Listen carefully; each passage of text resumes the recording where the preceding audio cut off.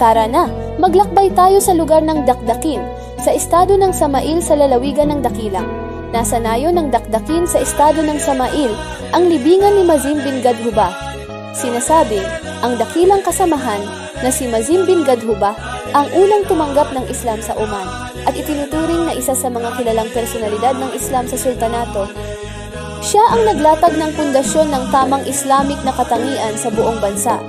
Tinawag ng mga tao ang lugar batay sa idolo na Dakin sa Arabic, pero matapos pumasok ang Islam, tinawag ito ng kasamahan na Dakdakin na nangangahulugang wasakin ang idolo. Para mas makilala ang lugar, pakiswipe ang QR code at tamasahin ang isang natatanging karanasan kasama ang kashta